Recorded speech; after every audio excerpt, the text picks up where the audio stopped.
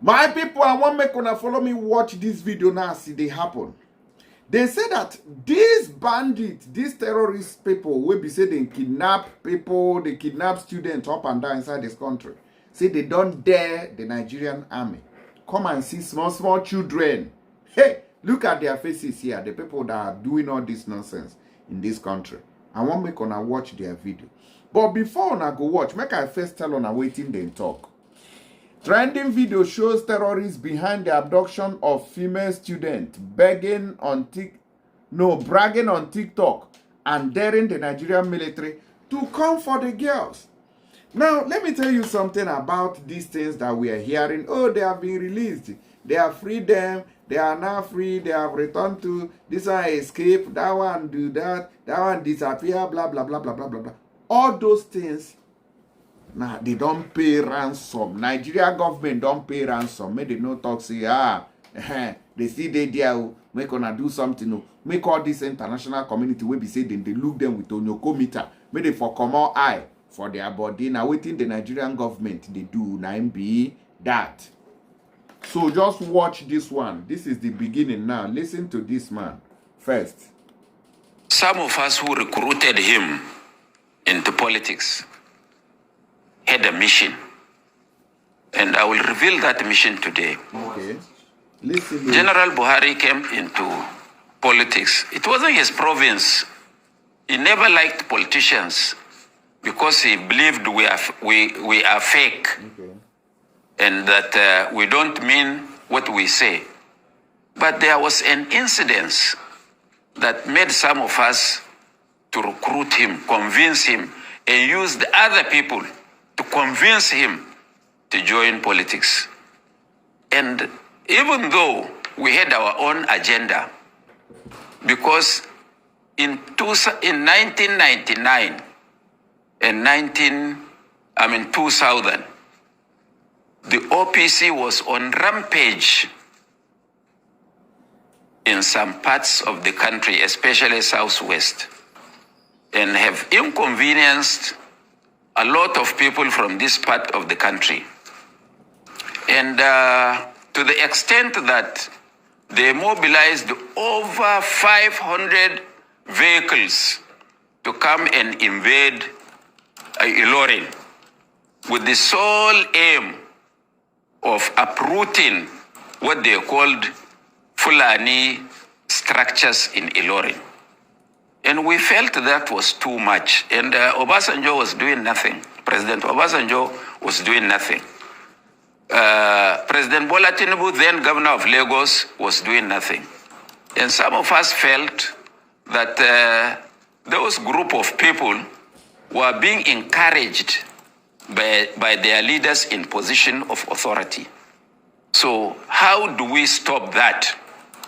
And I called a meeting in Kaduna at Alhaji Bashir Dalhatu's house in a place called Unguan Kaji, directly opposite the house of General Ibrahim Badamasi Babangida.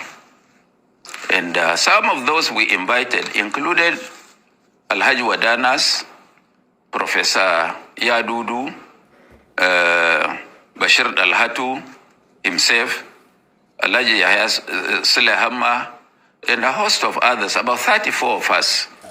And we sat down to reason. How do we save our people from this OPC menace? So we said, I suggested that we have to, because you remove government through only two ways: the bullet of through the barrel of the gun and through the ballot box. And they said it was impossible to challenge General Obasanjo. That was how Buhari came to our mind. And when he was approached, he had a very unkind words for politicians.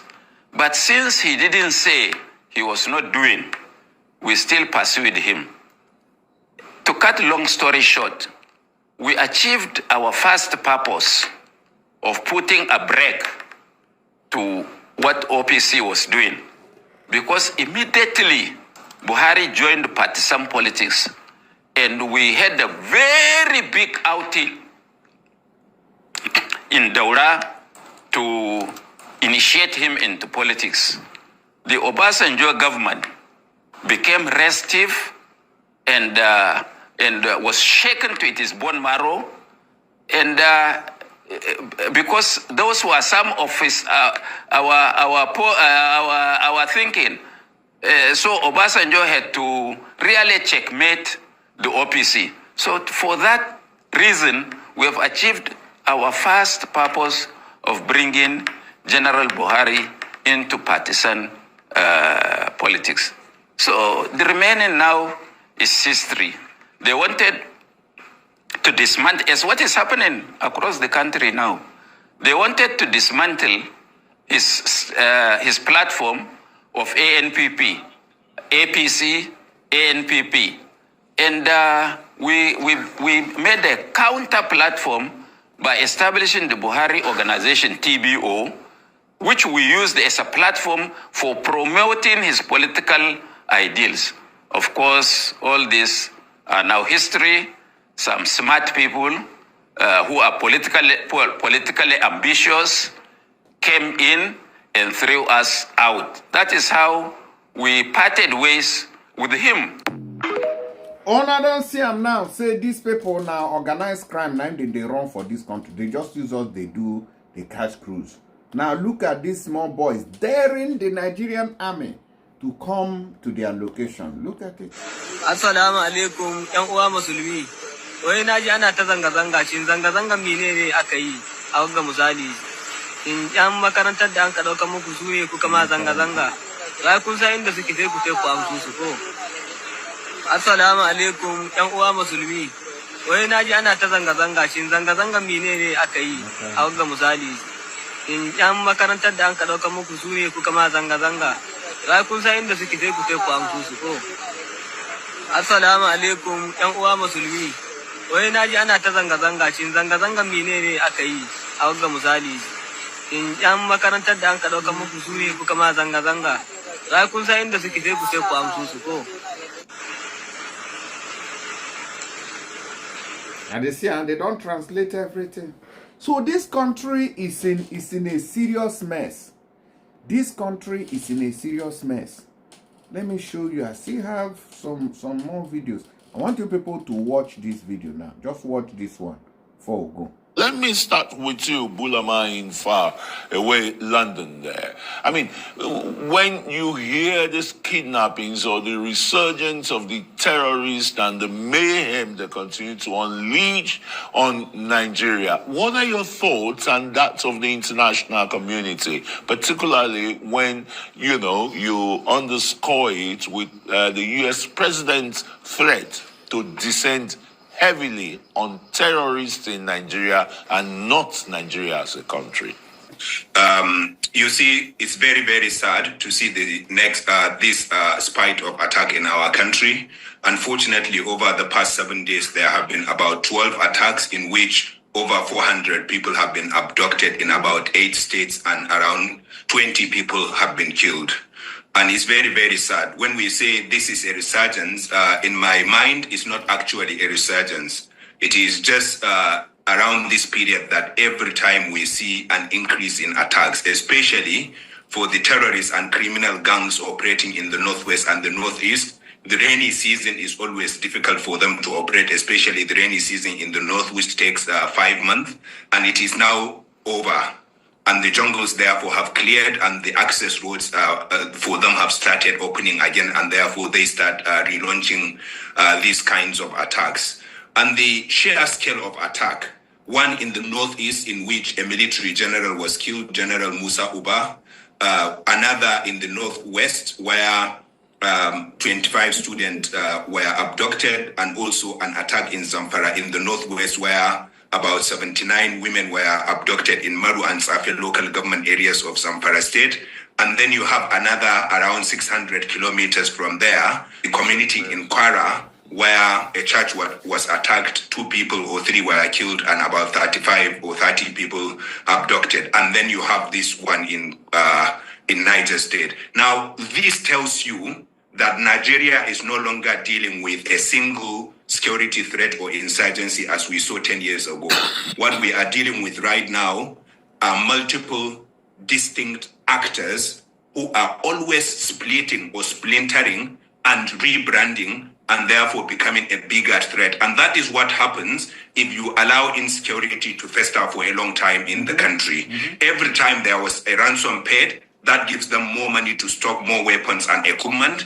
Every attack they launch gives them more experience. And every time the government did not act in the way it should act, groups will splinter. One commander will form his own and another will form their own. And you will see the kind of cross-state operations we are seeing currently in different parts of Nigeria. President Trump's, like you said, President Trump's threat was to launch attack in Nigeria on the terrorist groups. But what is worrying about his threat was that he wanted to do it unilaterally. And if he did that unilaterally, that will be counterproductive. You have to work with the Nigerian government if you want to help Nigeria. And President Trump's continued claim of a Christian genocide ignores the suffering of the Muslim community. And I think it is a gross misrepresentation of actually what is happening in Nigeria. Christians are being attacked, they are being killed, and it is sad. But Muslims are equally attacked or even so far more. And that is also not acceptable. And I think if the United States wants to help Nigeria, it should understand that these terrorists, their war is against Nigeria, not a specific faith. And the only way forward is to unite Nigerians, Muslims, and Christians, Southerners and Northerners, and so that we can face our common enemy, the terrorists and criminal gangs wreaking havoc in our country. All right. Thank you very much, Bulama. You've raised some very critical points. There are issues noteworthy. All right, when I don't hear from this, our brother here, how he take explain everything we be say they happen inside this country. This country, only God now go fit save us. I beg, make una let me know what you now the reason follow this matter. And they come back with more updates. Don't go nowhere. Share this video, more other people they see them, and drop your comment.